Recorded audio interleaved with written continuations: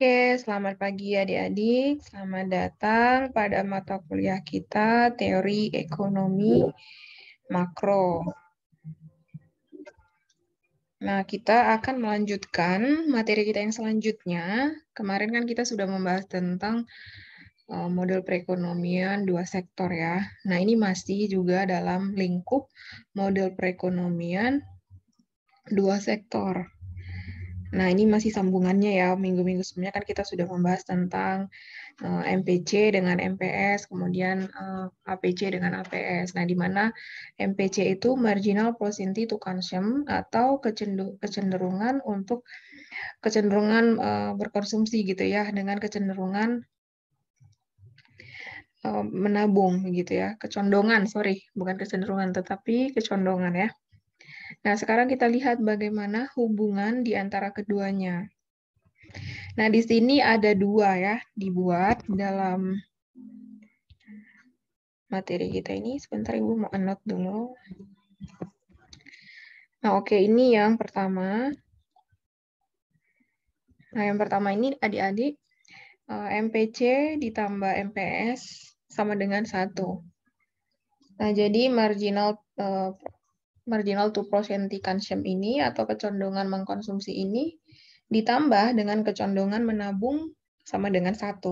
Buktinya apa? Buktinya kita lihat dulu dari persamaan untuk pendapatan. Nah, di mana kan kita tahu ya dia pendapatan itu kan Y sama dengan C tambah S ya. Nah, ini kita buktikan untuk delta YD-nya atau perubahan pendapatannya ya. Jadi Y ini pendapatan, pendapatan. C ini konsumsi, kemudian S ini tabungan. Nah, jadi di sini kita buat yang untuk pendapatan disposable ya. YD ini kan pendapatan disposable. Nah, maka di sini karena ini dia lambangnya delta. Nah, delta ini kan kemarin Ibu sudah jelaskan ya. Delta ini perubahan atau peningkatan gitu atau selisih antara pendapatan sebelumnya dengan pendapatan yang sekarang gitu. Nah, jadi ini yang C tambah S ini tadi kita buatlah jadi delta YD sama dengan, nah ini kan C tambah S, kita buat delta C tambah S, delta S. Nah, jadi perubahan pendapatan disposable itu diperoleh dari perubahan pendapatan konsumsi, perubahan konsumsi ditambah perubahan tabungan. Begitu ya. Nah, delta ini kan perubahan ya atau selisih begitu. Oke. Kemudian nah, kita masukkan ke persamaan. Nah, di sini delta YD per delta YD sama dengan delta C per delta YD ditambah delta S atau delta tabungannya ini dibagi delta YD. Nah, ini dari mana? Nah, di sini adik-adik, kenapa kok delta YD-nya dibagi delta YD lagi, Bu? Ya, ini maknanya sama ya. Delta YD dikali delta YD ini kan hasilnya tetap delta YD ya, karena 1 ya. X dibagi X. Nah, hasilnya tetap X atau 1 begitu. Ini kita buat ke dalam per atau pembagian begitu supaya kita gampang supaya gampang membuat kesamaan nanti ke formula si delta C dengan delta S ini. Nah, di mana kan kita tahu tadi, sebentar ya. Nah, di mana kan kita tahu ya dia kalau MPC itu rumusnya, kok nggak bisa ini, sebentar ya. Nah, MPC itu kan rumusnya rumusnya itu delta C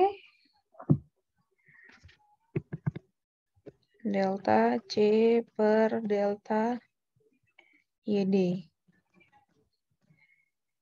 Oh, nah jadi ini itu adalah si MPC. Marginal Propensity to Consume atau kecondongan mengkonsumsi. Nah, ini dia. Kalau yang di dalam buku, nah ini si MPC. Kemudian delta S dibagi delta YD. Nah, delta S dibagi delta YD ini kan kita tahu ini adalah rumus dari MPS, kecondongan menabung. Nah, ini kalau kita masukkan adik-adik, kita masukkan ke dalam bukan perhitungan ya, maksudnya kalau kita gabung, ini kan jadinya begini ya. Delta YD dibagi delta YD. Nah, hasilnya delta C ditambah delta S per delta YD.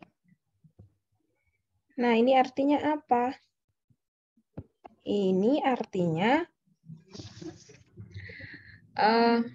tadi kan kita tahu ya, delta delta C ditambah delta S ini adalah si YD.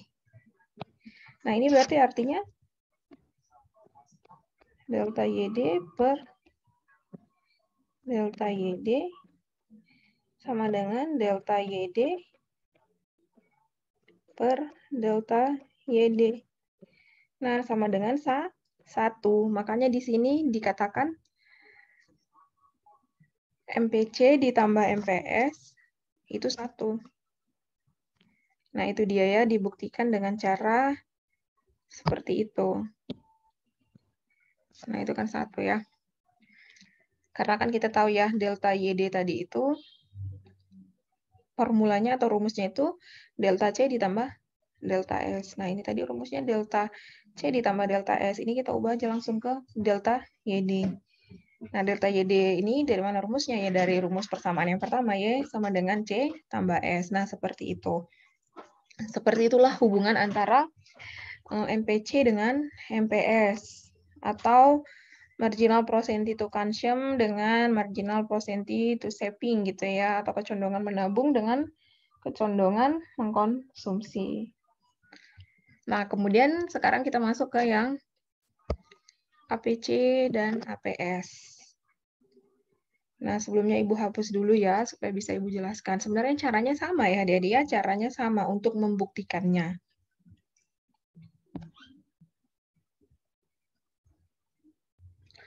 Oke.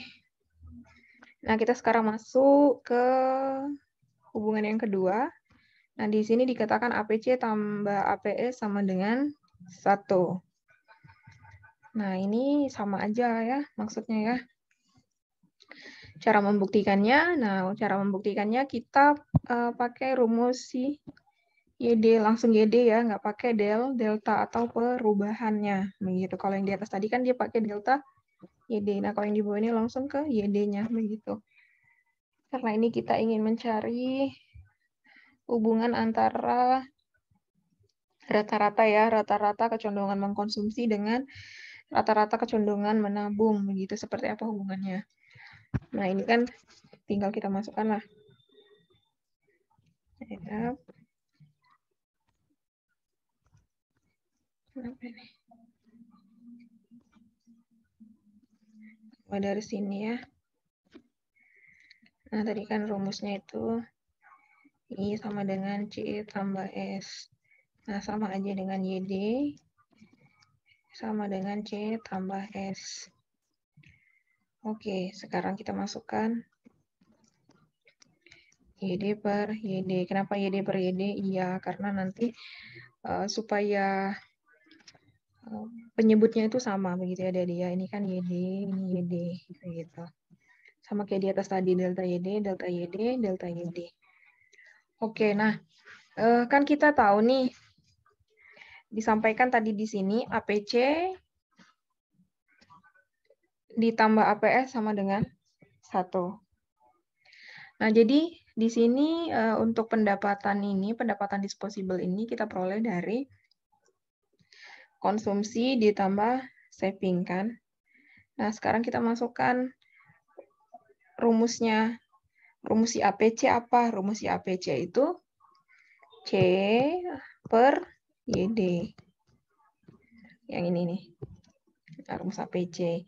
Kemudian kita tambahkan dengan rumus APS. Nah, rumus APS itu S per YD ya. Nah, maka di sini YD per YD sama dengan C tambah S per YD. Penyebutnya kan sama. Nah, C tambah S ini apa? C tambah S ini kan rumus sih. YD toh. Nah, maka di sini YD per YD, YD per YD ini kan YD ya, sama artinya X bagi X, 1. 1 bagi 1, kan kalau X bagi X itu X. Nah, ini 1 bagi 1, 1. Nah, maka ini tetap YD. Karena YD dibagi YD itu hasilnya YD. Nah, ini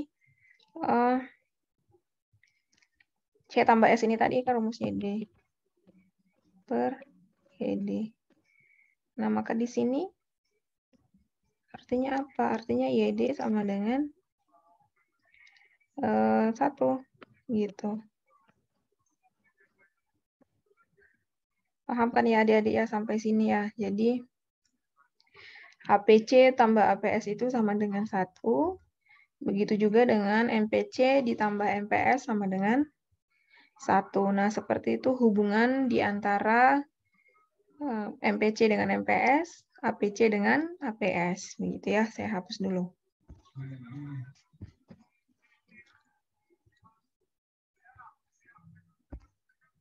Oke, sekarang kita masuk ke selanjutnya.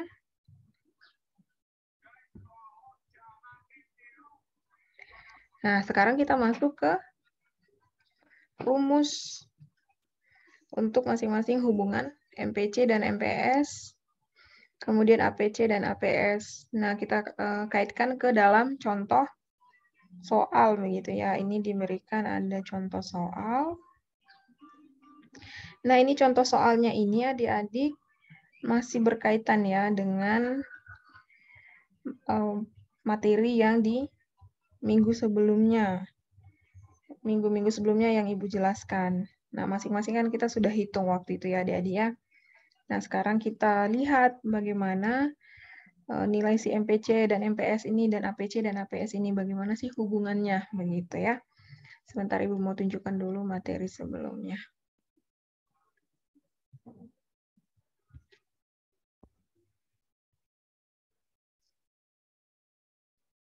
Ya, di sini kita lihat ya adik-adik ya. Ini contohnya ini diambil dari contoh yang sebelumnya ya. Waktu kita menghitung MPC dengan MPS. Nah, ada 4 situasi ketika MPC dan MPS-nya tetap. Nah, di situ untuk YD-nya ada 4 ya, ada 4 situasi nih. Ini yang pertama, ini 200.000 ketika YD-nya 200.000, 400.000, 600.000, dan 800.000. Nah, sekarang kita lihat, ini kok langsung udah dapat MPC-nya ya, Bu? Nah, ini MPC-nya ini kita peroleh dari yang sebelumnya sudah kita hitung. Nah, kita lihat lagi ya ke yang sebelumnya itu. Nah, ini dia. Kan MPC yang sebelumnya itu, nah di sini ya adik-adik kita bisa lihat ya MPC-nya itu. Oke, sebentar. Nah, di sini kan kita lihat ya, MPC-nya itu untuk yang ketika 200.000 itu belum ada. Masih 0 ya. Nah, ketika YD-nya 400.000, 0,75. Kemudian ketika YD-nya 600.000, 0,75, dan ketika YD-nya 800.000, 0,75. Nah, ini yang 0,75 ini kita masukkanlah ke dalam tabel untuk hubungan MPC, MPS, dan APC dengan APS ya adik-adik ya. Nah, sekarang kita masukkan dulu. Sebentar ya. Oke, sekarang kita pindah. Nah, jadi sudah tahu ya 0,75 ini dari mana. Nah, ini ya yang MPC yang ini. Sudah tahu 0,75-nya itu dari mana ya, gitu. Udah tahu lah ya. Nah, ini MPC-nya tadi. 0,75, 0,75. Nah, ketika 200 itu kan tidak ada. Ketika 200, ketika pendapatan disposable atau YD-nya itu 200.000, MPC dan MPS-nya itu kan kosong. Yang ada itu nanti APC dan APS-nya begitu, karena untuk MPC ini kan harus ada pembanding ya adik-adik ya, pembanding delta YD begitu. Nah, itu harus ada pembanding sebelumnya begitu ya. Begitu juga dengan delta C-nya. Nah, sekarang kita lihat 0,75 nih tadi ya kan ya untuk MPC-nya. Nah, untuk MPS-nya kita lihat ya, kembali ke yang sebelumnya. Nah, untuk yang sebelumnya itu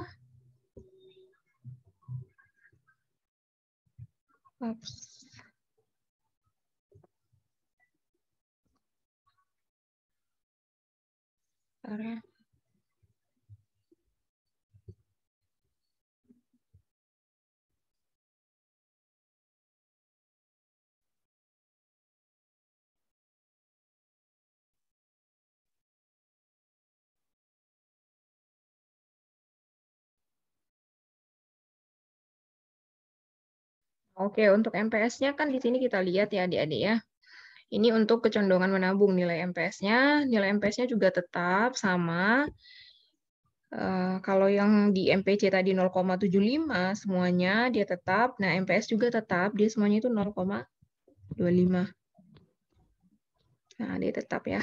Nah, yang 0,25 ini yang sudah kita peroleh sebelumnya, yang kita hitung, nah itu kita pindahkan ke dalam tabel hubungan MPC dengan MPS dan APC dengan APS. Nah, sekarang kita pindahkan dulu.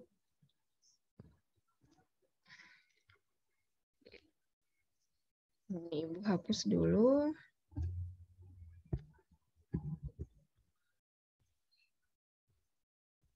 Oke, nah kita masukkanlah APS-nya tadi 0,25.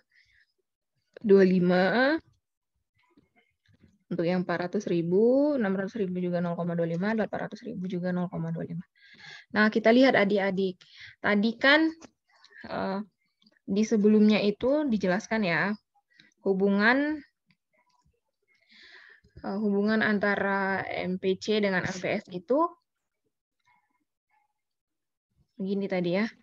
MPC ditambah MPS sama dengan 1. Nah, itu terbukti adik-adik ya. Nah, kita lihat ini MPC ditambah MPS itu 1, terbukti. Nah, coba kita lihat di slide yang sebelumnya.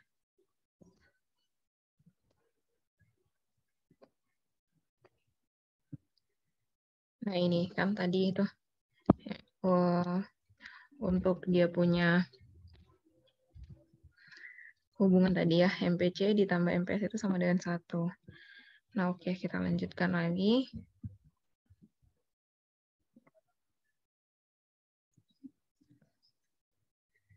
Nah, oke, ini Ibu hapus dulu ya, yang tidak diperlukan.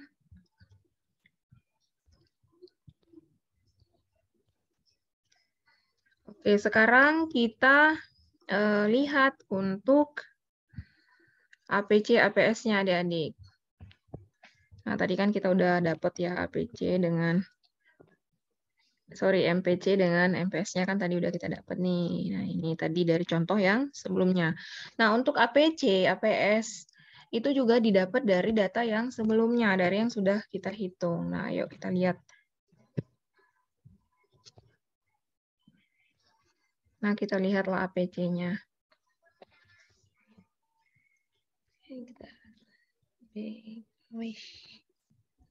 Ini agak susah nih. Oke.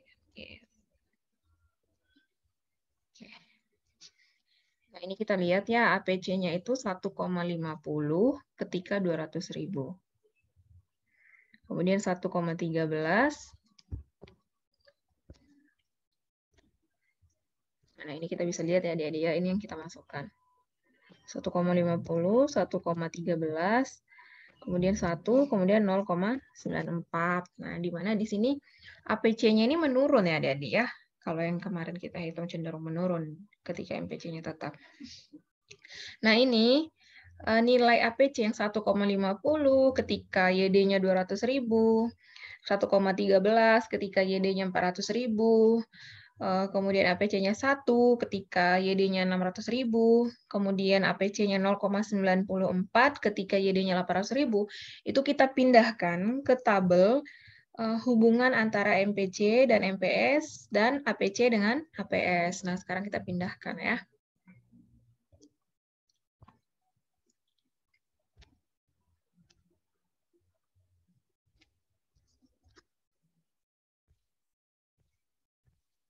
Oke, kita sudah masukkan ya adik-adik ya.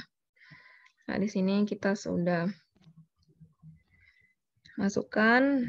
Nah, ini 1,50, 1,13, 1, kemudian 0,94. Nah, udah dapat nih nilai APC-nya. Sekarang kita masuk ke nilai APS. Nah, nilai APS juga sama. Itu kita lihat dari yang sebelumnya, yang sudah kita hitung. Nah, kita lihat lagi ya ke materi yang sebelumnya. Nah, untuk APS itu di slide selanjutnya.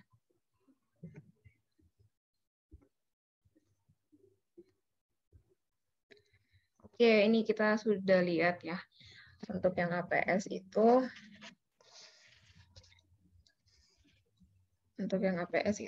nilainya itu negatif 0,50 ketika YD-nya 200.000, kemudian negatif 0,25 ketika YD-nya 400.000, kemudian 0 ketika YD-nya 600.000, kemudian APS-nya 0,07 ketika YD-nya 800.000. Ini sudah Ibu jelaskan ya, waktu pertemuan kita sebelumnya itu bagaimana menghitung APS. Itu ada juga rumusnya di dalam PPT ini, begitu ya. Nah, ini yang sudah kita dapat ini dari perhitungan seminggu sebelumnya itu kita pindahkan ke tabel hubungan.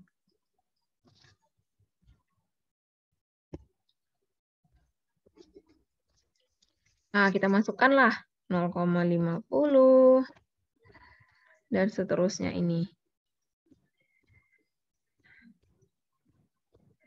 Nah, sekarang kita lihat. Kan tadi hubungan APC dengan APS itu APC ditambah APS sama dengan 1. Terbukti ya adik-adik ya, 1,50 ditambah negatif 50. Maka hasilnya 1. Nah, begitu juga 1,13 ditambah 1,13 ditambah negatif 0,13. Nah, nilainya itu 1. Kemudian 1 ditambah 0. Maka 1.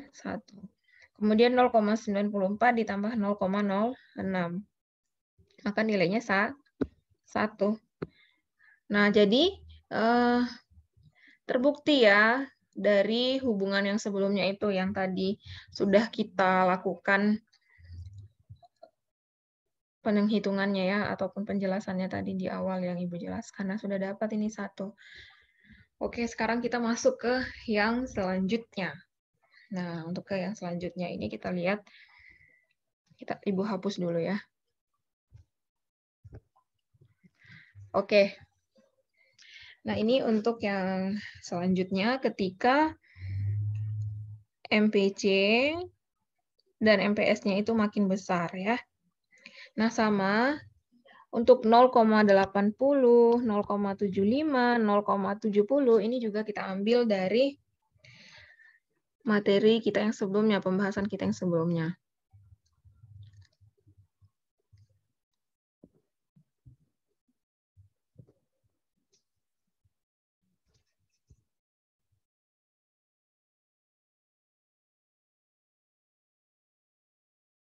Nah, dari sini ya adik-adik ya. Nah, ini kemarin Ibu sudah jelaskan ya, ada salah hitung. Harusnya di sini itu 0,80 ya. Ya, kemarin itu Alpian ada sampaikan juga. Ini harusnya 0,80 ya. 160.000 dibagi 200.000. Nah, di sini kan kita lihat nih MPC-nya ketika makin kecil itu dia 0,80, 0,75, 0,70. Tapi ketika YD-nya 200.000 dia kok kosong. Oke. Kita pindahkanlah nilainya ini ke hubungan MPC dengan MPS dan APC dengan APS ya, tabel yang tadi.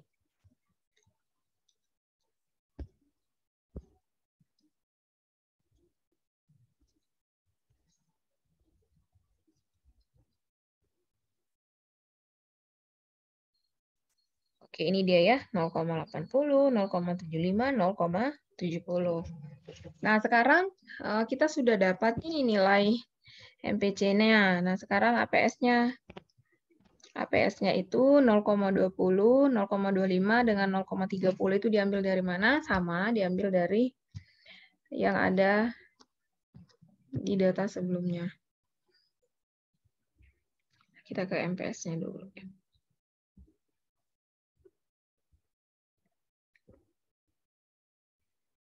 Nah, ini dia ya. MPS-nya itu makin kecil sebaliknya ya, adik-adik ya. Sebaliknya dia makin makin besar. Kalau tadi MPC-nya makin kecil, MPS-nya makin besar begitu ya.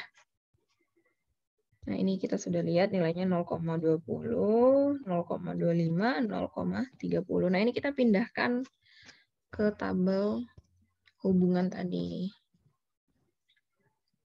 Nah, ini.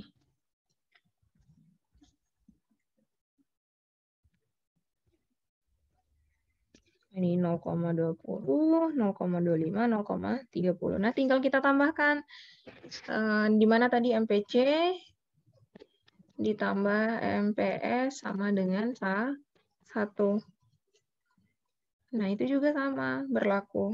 0,80 ditambah 0,20, 1. 0,75 ditambah 0,25, 1. 0,70 tambah 0,30, 1. Nah, sekarang kita lihat APC dengan APS-nya. Nah, nilai APC dan APS sama, diperoleh dari data yang tadi juga.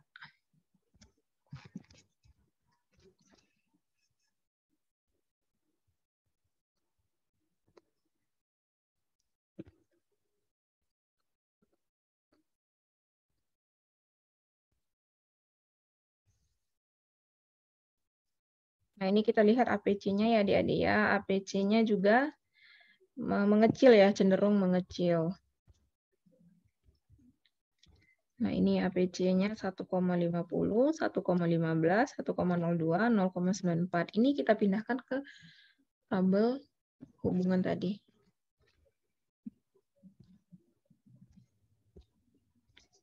Hapus dulu. Oke, kemudian nah, ini kan sudah dimasukkanlah 1,50, 1,15, 1,02, 0,94. Nah, sekarang kita lihat nilai si APS atau rata-rata kecondongan menabung. Kita lihat lagi ke yang sebelumnya.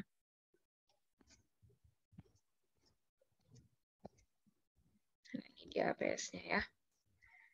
APS-nya di sini semakin cenderung semakin ini ya, membesar, mengecil juga ya. Mengecil juga ya adik-adik ya. Kita lihat ini.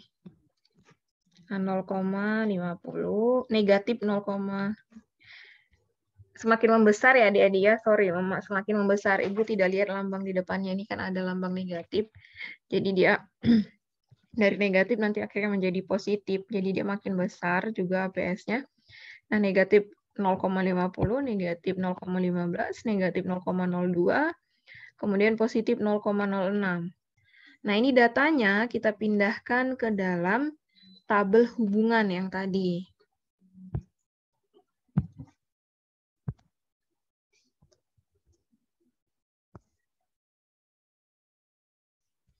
Ya, ini ya.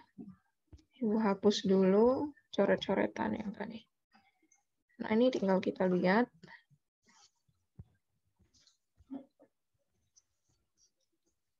Ini kita lihat ya, negatif 0,50, negatif 0,15, negatif 0,02, positif 0,06.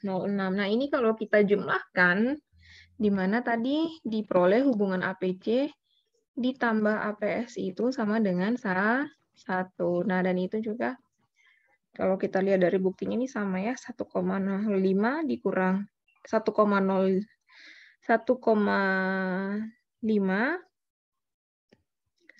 ditambah negatif 0,5. Nah, itu hasilnya 1. Kemudian 1,15 ditambah negatif 0,15 itu juga 1 ya.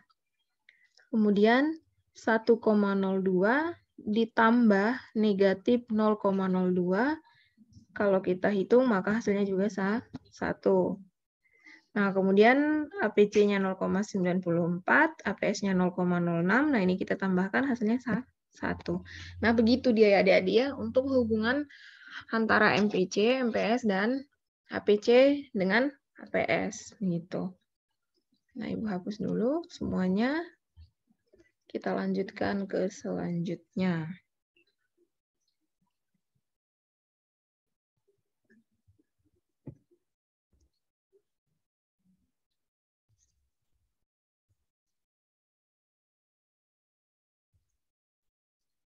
Oke, kita masuk ke dalam fungsi konsumsi dan tabungan. Nah, ini bukan hal baru ya, pasti ini sudah pernah dipelajari di waktu SMA, belajar ekonomi, kemudian di waktu pengantar ilmu ekonomi. Nah, ini sudah ada pasti dibahas sedikit-sedikit. Nah, kita masuk ke dalam fungsi konsumsi dan tabungan ya, adik-adik ya. Namun sebelumnya harus kita ketahui dulu bahwa ada yang namanya konsumsi agregat. Nah, kalau sudah ada kata agregat, itu maksudnya udah keseluruhan gitu ya adik-adik ya. Ketika ada kata agregat, nah ini artinya sudah keseluruhan begitu. Maka kalau di sini kita lihat ada dikenal ya konsumsi agregat. Apa itu konsumsi agregat? Konsumsi semua rumah tangga dalam perekonomian. Jadi seluruh rumah tangga yang ada dalam sebuah negara begitu ya, itu disebut dengan konsumsi agregat. Nah, sedangkan untuk tabungan, kalau tabungan sendiri, untuk tabungan agregat, nah berarti tabungan semua rumah tangga dalam suatu negara atau dalam perekonomian gitu.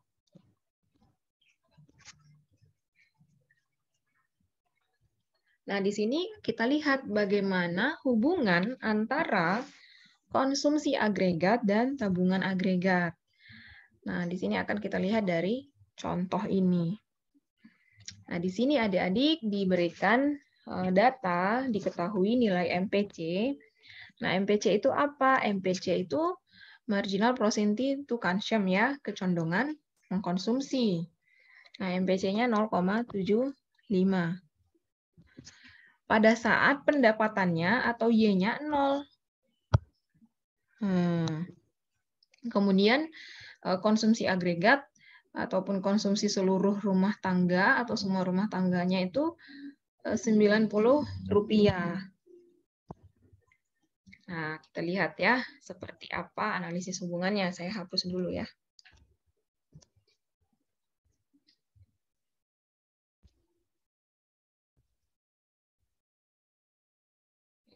Ini.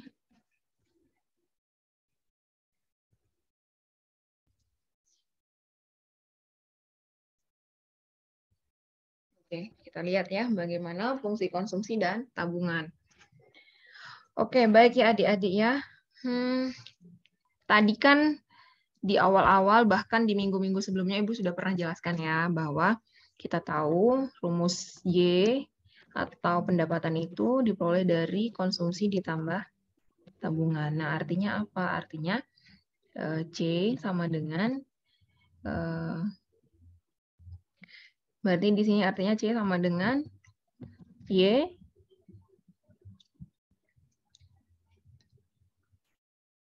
Oke, berarti di sini kan artinya berarti Y ditambah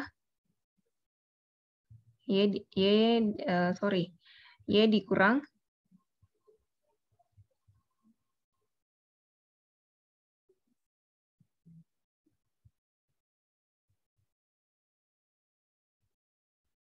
Oke, sebentar ya. Ibu mau ini kan dulu.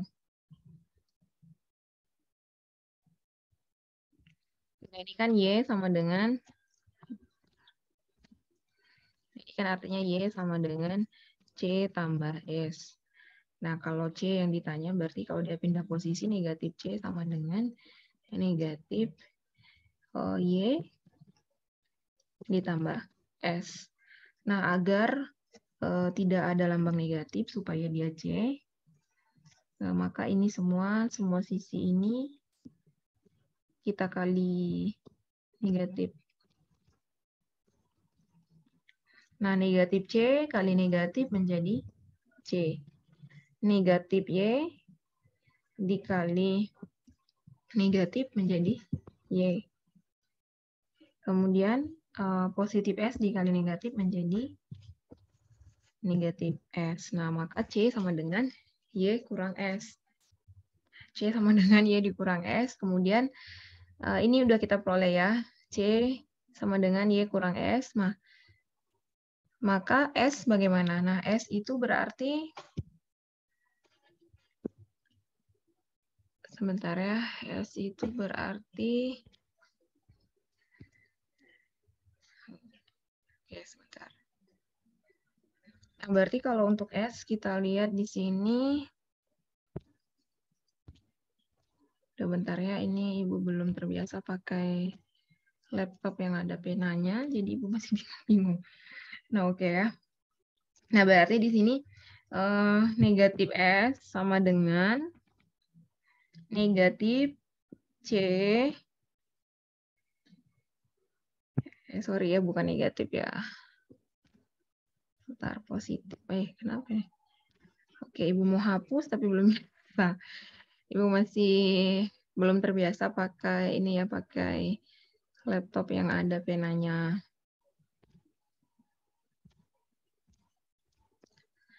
Nah, ini kan dia pindah posisi nih dari negatif S, posisi kanan, pindah ke kiri dia menjadi positif S. Nah, kemudian C-nya dari sisi kiri ke kanan berarti jadi negatif. Negatif C ditambah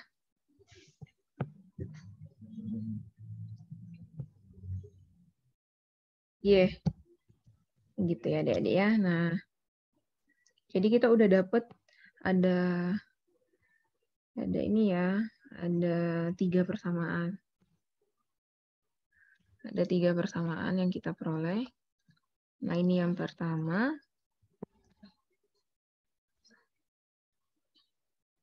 Saya hapus dulu.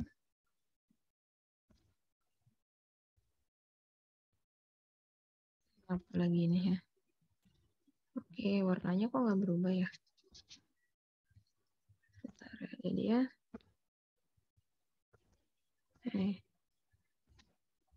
Kenapa lagi? Nah, ini persamaan yang pertama ya. Kita peroleh Y sama dengan C tambah S. Kemudian C itu diperoleh rumusnya itu Y kurang S. Kemudian S itu rumusnya negatif. S itu rumusnya negatif C ditambah Y. Nah, sekarang kita masukkanlah masing-masing. Di mana tadi di soal ini kan diperoleh ya adik-adik ya, nilai Y-nya.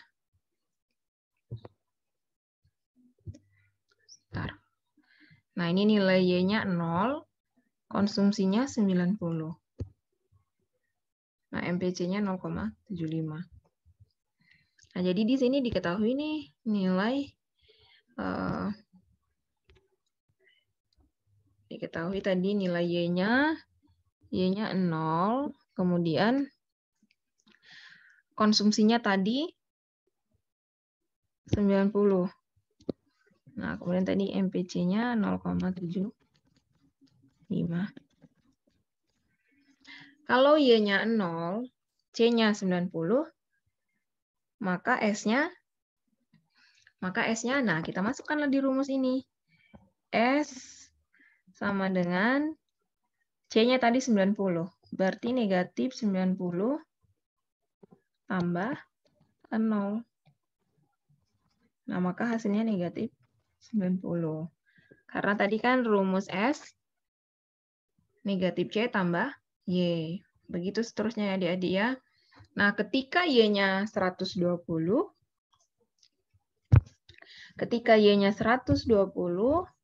kemudian C-nya 180, nah maka S-nya itu, nah tadi kan S sama dengan negatif C tambah Y. Maka S-nya itu negatif 180 ditambah 120. Maka negatif 60. Gitu ya adik-adik ya. Begitu seterusnya sampai ke bawah. Yang 240 ketika Y-nya 240, ketika C-nya 270. Nah, begitu semua seterusnya ke bawah caranya ya. Nah, di sini kita lihat ya adik-adik ya. Kita lihat bahwa di sini itu ketika pendapatan semakin meningkat, nah meningkat ya, semakin meningkat maka tabungan seseorang ataupun simpanan seseorang itu juga meningkat ya kalau kita lihat ini. Nah, meningkat dari yang awalnya negatif 90 simpanannya atau tabungannya mulai meningkat menjadi positif 90. Nah, di sini peningkatan itu diperoleh ketika pendapatannya 480 ya adik-adik ya, dan konsumsinya 450. Nah, sedangkan simpanannya itu 0 ketika jumlah pendapatan dengan jumlah konsumsi sama ya. Seperti itu. Oke, sekarang kita lanjutkan lagi. Saya hapus dulu semuanya.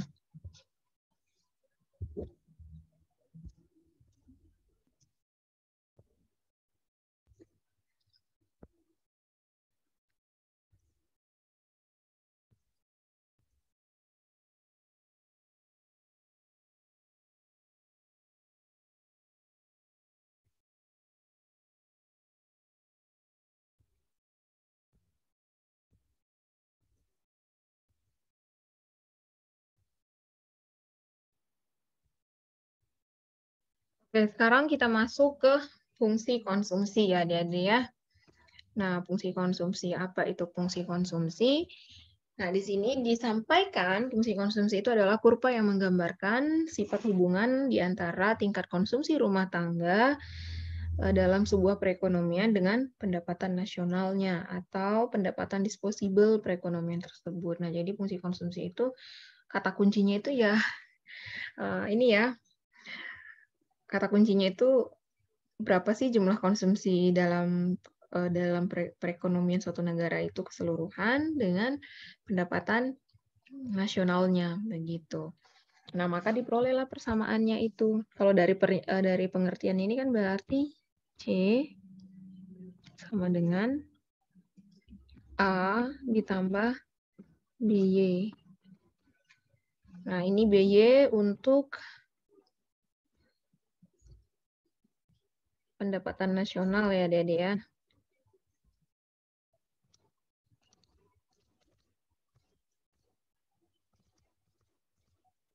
Nah, BY-nya ini. Tapi kalau atau ini sama aja maknanya ya, atau C sama dengan A ditambah BYD. Nah, ini pendapatan disposable.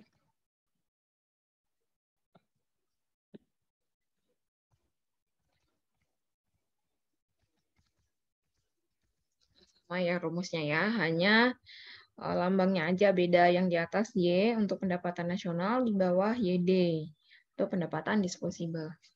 Oke, kita lanjutkan lagi. Saya hapus dulu.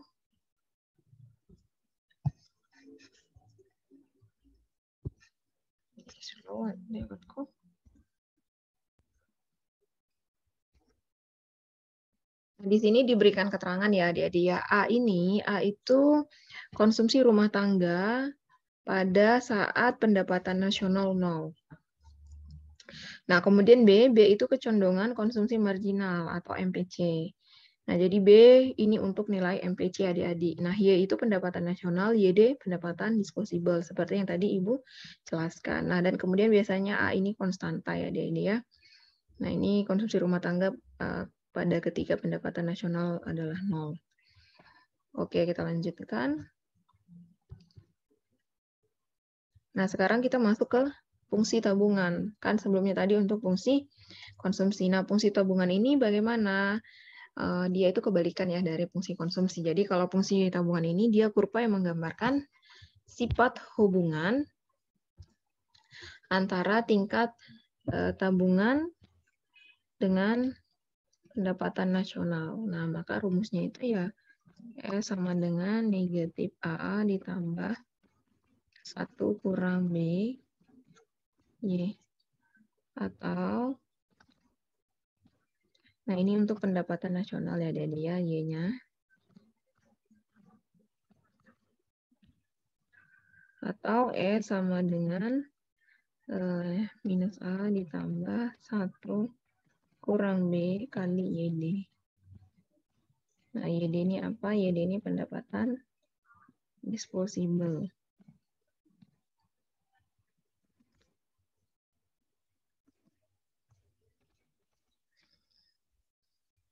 Oke, kita lihat keterangannya ya. S itu untuk tabungan ya adik-adik ya. Kemudian minus A ini untuk ketika, sebentar.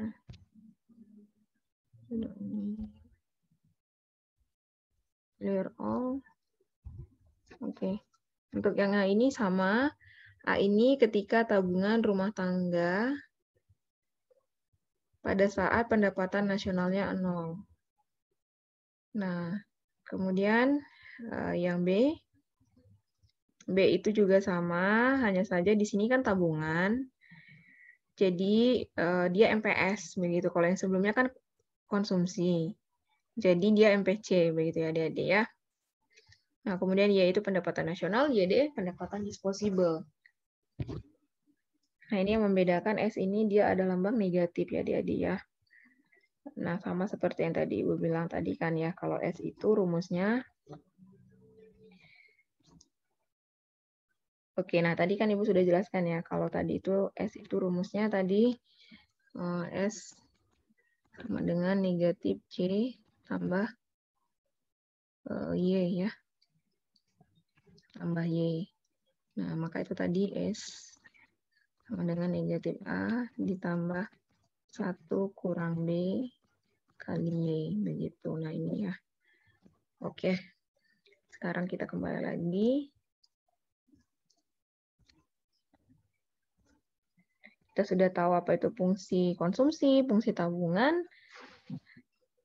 Nah, di sini kita lihat diberikan contoh ya adik-adik ya untuk lebih mendalam lagi mengetahui fungsi konsumsi dan tabungan ini.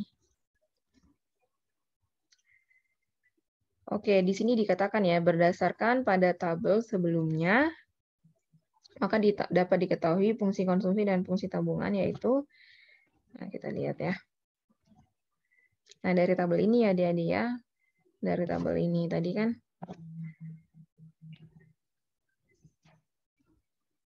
nah, MPC 0,75, Y-nya 0. Kemudian ini YD, konsumsinya 90. Nah, ini tabel yang sebelumnya kita hitung. Maka kita aplikasikan aja ke rumusnya. Tadi kan rumus fungsi konsumsi itu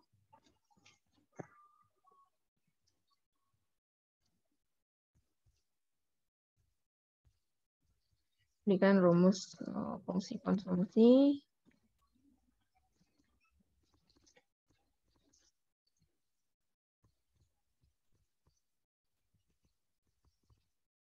nah, rumus fungsi konsumsi itu tadi kan C sama dengan A ditambah B, Y. Nah, A-nya tadi kita tahu ya adik-adik ya, A itu tadi kan dikatakan jumlah pendapatan, jumlah konsumsi ketika pendapatan 0. Nah, maka di sini 90 A-nya. Oke, kita lihat lagi ya.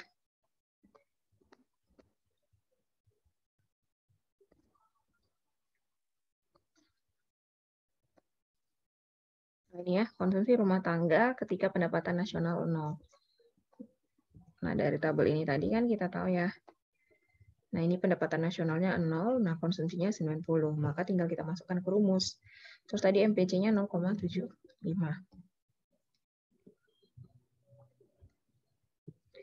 Nah, ditambah,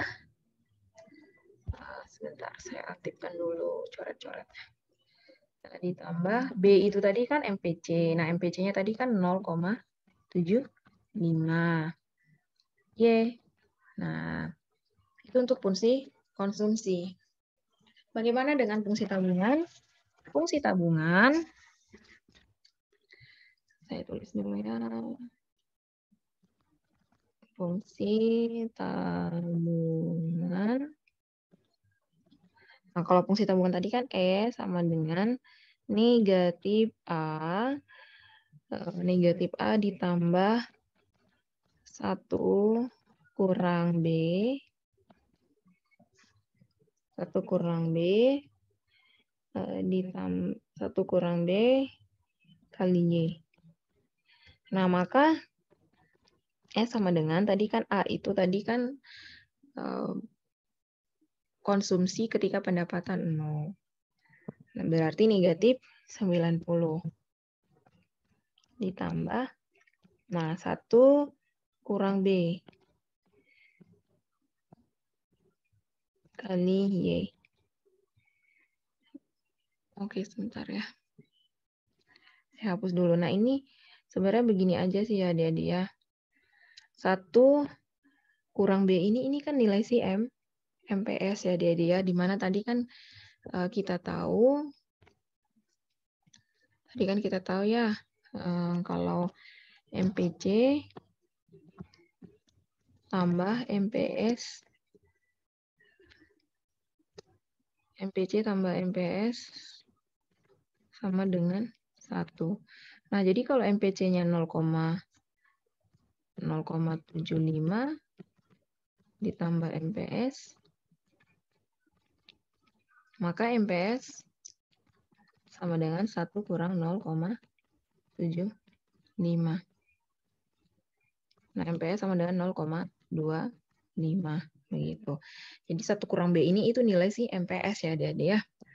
Nah, jadi di sini langsung aja deh kita buat 0,25.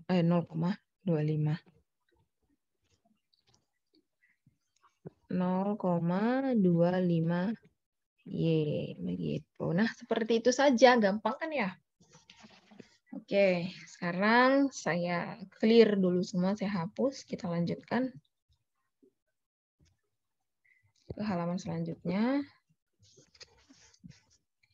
Nah, di sini disebutkan ya dia ada faktor-faktor penentu untuk fungsi konsumsi dan tabungan ini adik-adik. Nah, faktor penentu yang pertama itu tingkat pendapatan rumah tangga, ya otomatis ya. Ketika kita menghitung konsumsi ataupun tabungan itu kita harus tahu dulu pendapatannya ya. Jadi itu faktor penentu. Kemudian kekayaan yang telah terkumpul, suku bunga, sikap berhemat, keadaan perekonomian, distribusi pendapatan, tersedia tidaknya dana pensiun yang mencukupi.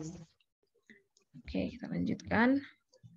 Nah, kita tadi udah masuk fungsi tabungan, fungsi konsumsi. Nah, sekarang kita ke fungsi investasi. Nah, fungsi investasi atau sering diberi lambang I ya. Sering diberi lambang I ya, adik-adik ya. Oops.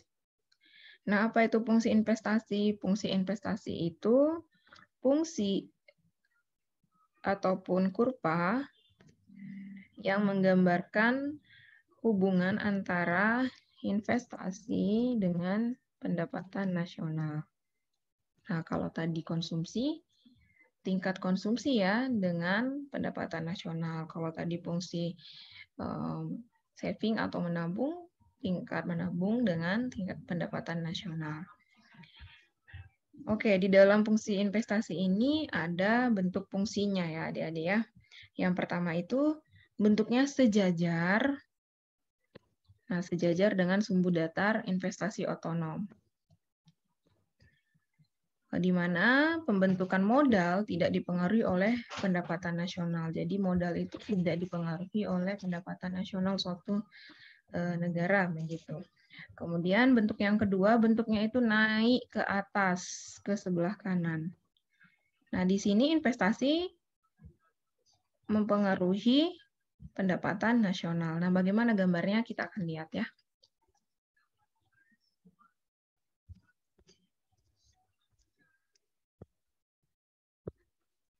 Nah, ini gambarnya ya. Ini kita lihat ini untuk bentuk yang pertama ya, adik-adik ya. Bentuk yang pertama. Ups, ini kelewatan. Nah, ini untuk bentuk yang sejajar dengan sumbu datar. Yang bentuk fungsi pertama itu kita lihat di sini. Nah, ini kan dia, kelewatan. Yep. Oh. Nah, ini kan dia datar ya, sejajar dengan investasi. Nah, ini di mana ini tidak di mana di sini investasi modal itu tidak dipengaruhi pendapatan nasional ya, Dedi ya. Bentar. Ya, modal tidak dipengaruhi oleh pendapatan nasional. Nah, seperti ini gambarnya. Nah, dia di sini dipengaruhi oleh suku bunga ya. Suku bunganya begitu. Ketika suku bunganya turun, kita lihat dari investasi nol ke investasi yang kedua. Kemudian ketika suku bunganya naik, maka pendapatannya itu maka investasinya itu turun ya dia dari I0 ke I1. Nah, itu untuk bentuk yang pertama. Nah, untuk bentuk yang kedua, bentuk naik ke atas ke sebelah kanan, di mana investasi mempengaruhi pendapatan nasional. Nah, itu gambarnya seperti ini. Ya. Nah, ini gambar untuk investasi terpengaruh ya dia. Kalau yang sebelumnya tadi kan dia tidak terpengaruh gitu. Modal tidak terpengaruh. Kalau ini investasi mempengaruhi pendapatan nasional. Nah, di sini kita lihat. Bentar ya. Nah, di sini kan kita lihat nih, ketika pendapatan di posisi I0, nah ini I0-nya. Kemudian ketika pendapatannya, ketika investasinya di I0, nah Y0-nya seperti ini ada dia. Ketika investasinya naik, maka pendapatan nasionalnya juga semakin naik begitu. Nah, makanya tadi disampaikan investasi mempengaruhi pendapatan nasional. Jadi ketika investasinya naik harganya, maka pendapatan nasional juga naik. Dan sebaliknya ya, kalau turun, maka pendapatannya juga turun gitu ya. Oke, saya hapus dulu semua.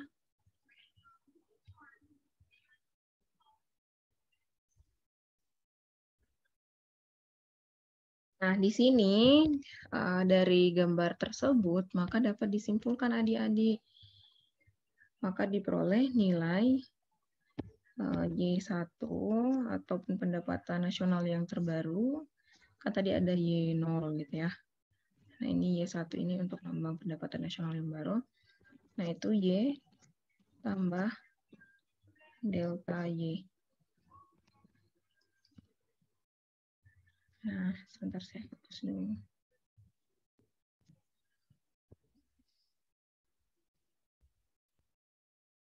Oke ya. Nah, ini untuk kesimpulan dari gambar tersebut ya adik-adik ya. Ini Y-nya 840 itu dari mana? Sebentar ya, saya lihat dulu. Apakah ini ada berkaitan dengan perhitungan sebelumnya atau ini contoh soal yang baru? Kita akan lihat dulu ya. Kelewatan ya?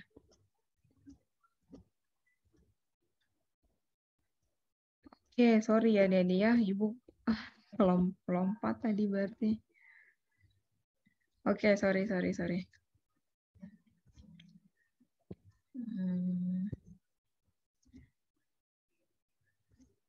Oke, tadi kita masih sampai di sini ya, sampai di sini ya, masih slide yang ini, yang tadi itu kelompatan. Oke, sorry ya. Nah, sekarang kita lanjutkan. Nah, ini tadi fungsi investasi yang bentuknya naik ke atas ke sebelah kanan. Oke, nah kemudian adik-adik di dalam fungsi investasi ini ada yang disebut dengan efisiensi investasi marginal. Nah, apa itu efisiensi investasi marginal? Nah, itu adalah kurva yang menunjukkan hubungan antara tingkat pengembalian modal dan jumlah modal yang akan diinvestasikan. Nah, di sini dikatakan juga tingkat pengembalian modal itu akan menguntungkan jika nilai sekarang lebih besar dari nilai modal yang ditanamkan sebelumnya ya, jadi ya, atau memiliki nilai NPV positif, begitu ya. Ini face value ya. N ini net kayaknya kok, net face value, nilai gininya positif. Oke, kita lanjutkan.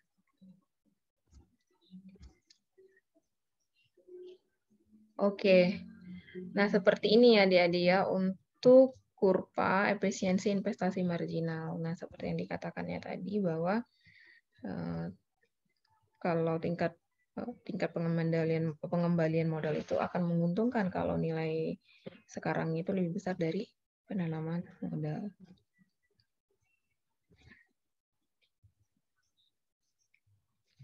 Ini ya, kita bisa lihat. Ini tingkat pengembalian modalnya. Tingkat pengembalian modalnya di sisi sini. Nah, investasinya.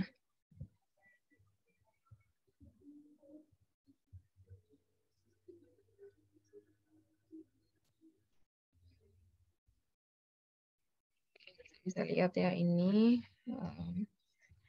ada 3 situasi ya dia R0 dengan R2. Kemudian ada tingkat investasi untuk I0, I1, I2. Nah, di sini kita lihat ketika tingkat pengembalian modalnya itu semakin meningkat. Oke, ini dari R0 atau R2 ya? Sebentar ya.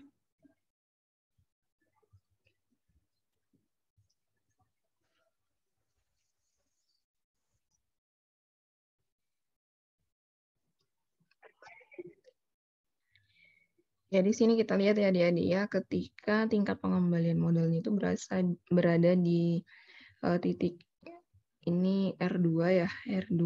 Nah, ini investasi yang diperlukan itu di I2 ya adik-adik ya. Nah, kemudian ketika berada di R0, maka investasi yang dibutuhkan di I0. Nah, itu perpotongannya itu diberi simbol A.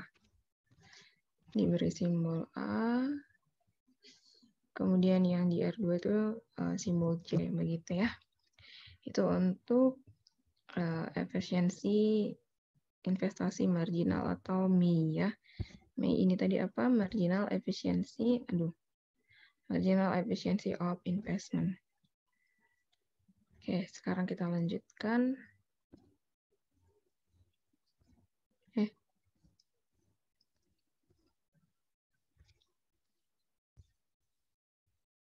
Ya, di dalam fungsi investasi ini ada beberapa faktor-faktor yang menentukan. Yang pertama, tingkat keuntungan yang diharapkan. Kedua, suku bunga. Ketiga, kondisi ekonomi di masa depan. Kemudian yang keempat, kemajuan teknologi. Kelima, tingkat pendapatan nasional dan perubahannya. Dan yang keenam, keuntungan yang diperoleh perusahaan. Oke, tadi kan kita sudah membahas tentang fungsi tabungan, fungsi konsumsi, fungsi investasi. Nah, sekarang kita masuk ke keseimbangan, kita masuk ke keseimbangan perekonomian negara. Nah, di dalam menghitung ataupun menilai keseimbangan perekonomian suatu negara itu adik-adik ada rumusnya. Nah, Y, kalau tadi kan Y sama dengan C tambah S ya. Adik-adik ya, kalau yang sebelumnya toh. Nah, sekarang kita lihat kalau untuk keseimbangan perekonomian negara itu rumusnya Y sama dengan C tambah I. Nah, di mana I itu sama dengan S. Begitu, sama dengan tabungan. Jadi sama aja, Y sama dengan C tambah S. Begitu. Nah, keterangannya itu Y itu pendapatan nasional, C itu konsumsi, I itu investasi, S itu tabungan. Sekarang kita lihat seperti apa untuk pemberian contoh soalnya ya. Saya hapus dulu.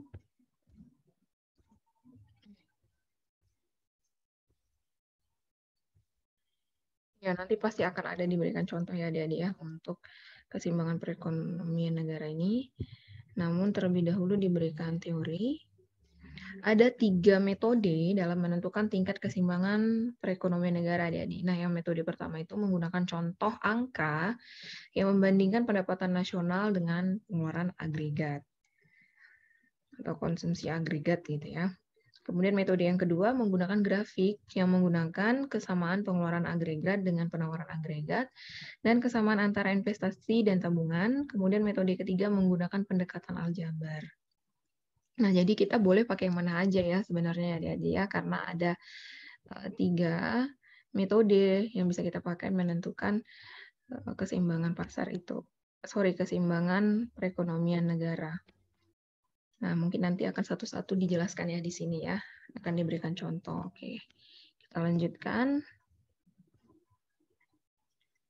Nah, ini untuk metode yang pertama ya. Jadi ya, metode pertama tadi. Kan katanya untuk metode pertama, menggunakan contoh angka yang membandingkan pendapatan nasional dengan pengeluaran agregat. Oke, sekarang kita masuk ke dalam contoh metode pertama. Nah, contohnya misalkan diketahui nih di sini MPC 0,75, konsumsi 90, investasi 120. Oke, kita akan lihat seperti apa penghitungannya.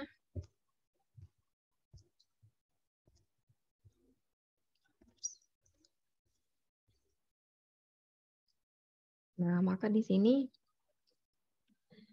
dibuat ya dia.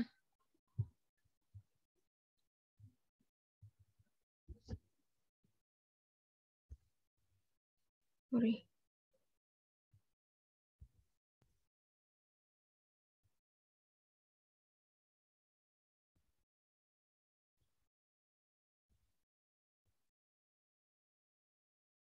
MPC 0,75, konsumsi 90, investasi 120.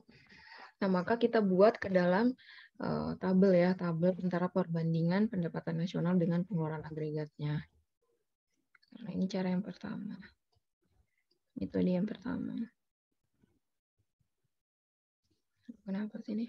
Oke. Nah, tadi itu kan ada rumusnya ya, dia. Rumusnya itu tadi Y sama dengan C tambah I. Ya toh. Nah, maka di sini Y-nya kan 0. Bentar ya, saya lihat dulu dari data yang diketahui sebelumnya.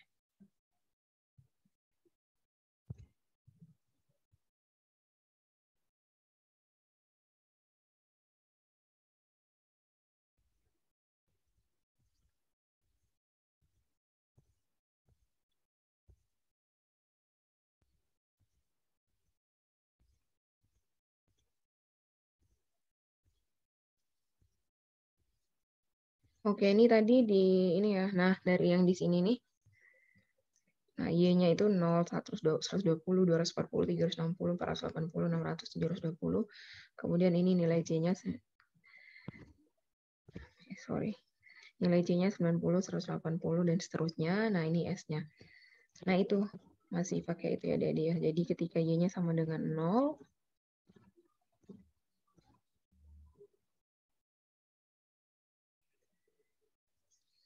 jadi ketika Y-nya sama dengan 0,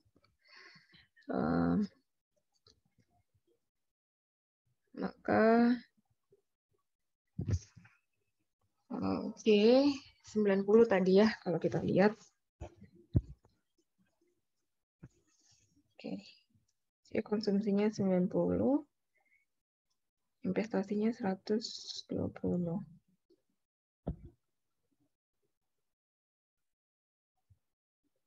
Nah, S-nya negatif 90. Nah, ini adik-adik untuk nilai si S. Nah, ini kan ada nilai S ya. Nah, ini diambil dari yang sebelumnya ya. Kita akan lihat.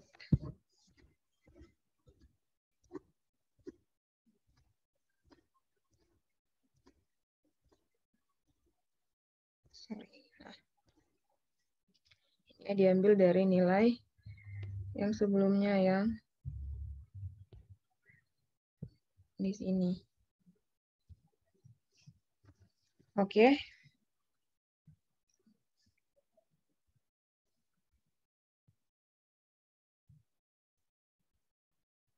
Saya clear dulu semuanya. Sorry. Kita kembali lagi ke sebelumnya.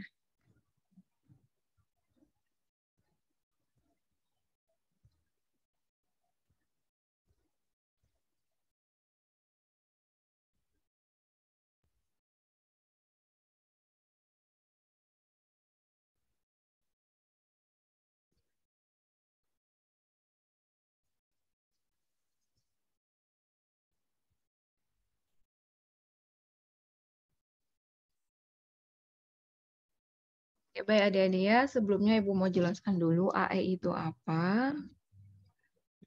Nah, karena di sini ada muncul ya simbol baru.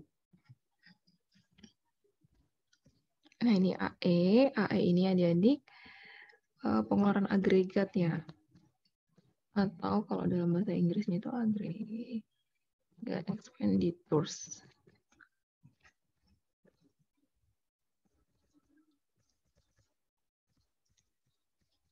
Itulah AE. Nah, ini kalau di bahasa Indonesia kan itu pengeluaran agregat.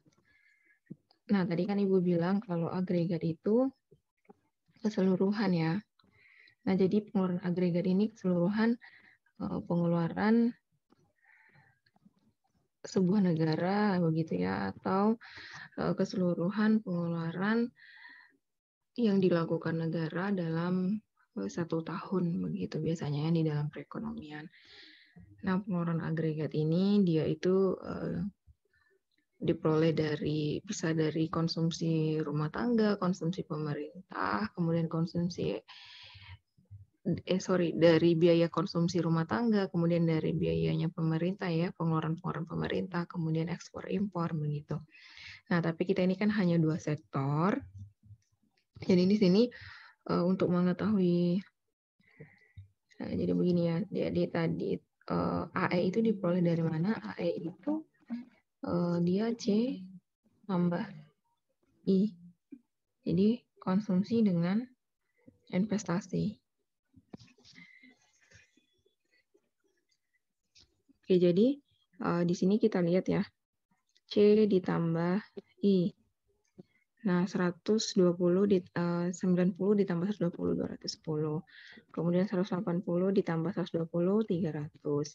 Begitu seterusnya, 270 ditambah 120, 390. Itulah pengeluaran agregatnya. Kemudian 360 ditambah 120, itu hasilnya 480. Nah, begitu seterusnya ya. Kita tambahkan saja C dengan I-nya. Nah, itulah nilai ekspenditur agregat atau pengeluaran agregat.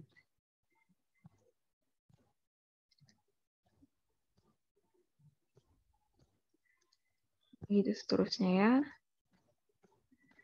Nah, oke, di sini adik-adik dari perhitungan ini kita bisa lihat ya. Di sini kalau kita lihat pendapatannya, pendapatan nasional negaranya ini istilahnya ini kita buat aja begini ya, pendapatan nasionalnya itu ini bulan pertama, bulan kedua, 3, 4, 6, 7, 8, 9. Ini kita anggap gitu ya. Pendapatan nasionalnya itu istilahnya ini kita buat per bulannya aja gitu. Kita anggap gitu. Nah, ini setiap bulannya ini kan kalau kita lihat mengalami kenaikan 120 ya adik-adik ya. Delta Y-nya itu 120 setiap tahunnya. Nah, ini 120 ditambah 120, 240, 240 tambah 120, 360. Nah, ini setiap tahunnya ini ada pertambahan 120. Ini juga 120. Nah, kemudian apa yang bisa kita simpulkan dari data yang kita peroleh? Nah, dari sini kita bisa lihat ya, adik-adik ya, keseimbangan perekonomian negara itu berada di saat pendapatan nasionalnya, yaitu pendapatan nasional ya, 840. Kemudian pengeluaran agregatnya juga 840. Nah, di saat pendapatan nasional 840, di situ konsumsi 720 ya, adik-adik ya. Kemudian investasinya 120.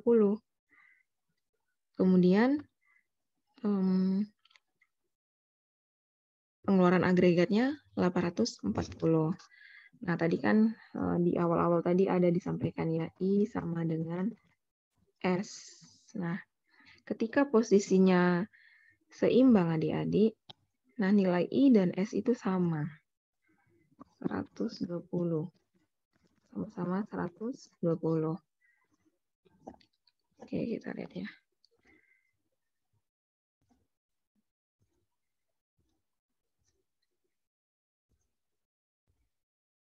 Nah, ini ya, kalau kita lihat tadi, ini Ibu nggak hapus annotate atau coret-coretan sebelumnya, karena nanti kalau Ibu hapus, tidak bisa lagi muncul begitu ya.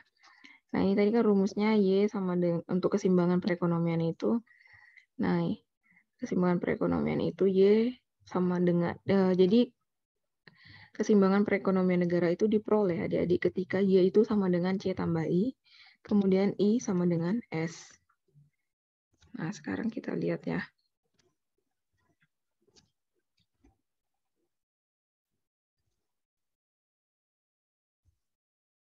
Hapus dulu nih yang biru-biru. Oke.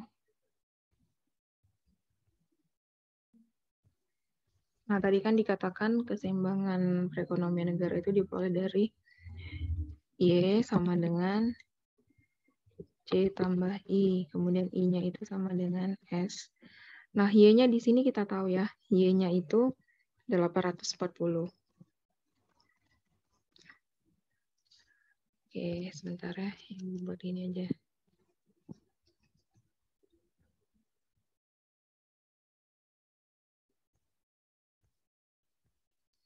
Nah, tadi itu kan Y sama dengan, nah ini keseimbangan pasar diperoleh dari Y sama dengan C tambah I. Nah, I sama dengan S. Nah, yang ini aja deh dulu, yang Y sama dengan C tambah I. Nah, Y tadi kita peroleh di sini 840. Yang 840 sama dengan C. C-nya 720, I-nya 120. Nah, kemudian tadi diketahui juga I sama dengan S. Nah, I-nya 120. Ini yang I-nya 120, S-nya 120. Nah, jadi keseimbangan pasar itu diperoleh ketika Y sama dengan C tambah I. Sorry, Ibu terus-terusan bilang keseimbangan pasar ya.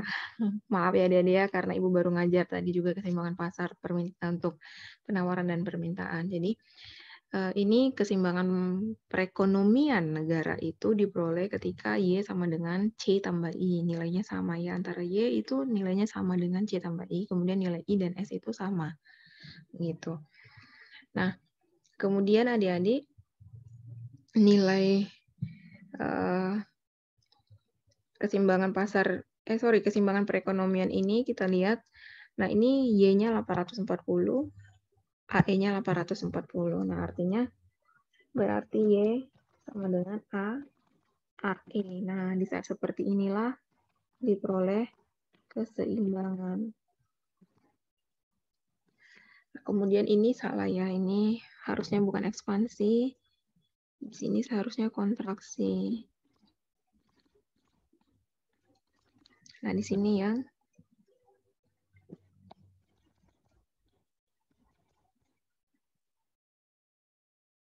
ekspansi.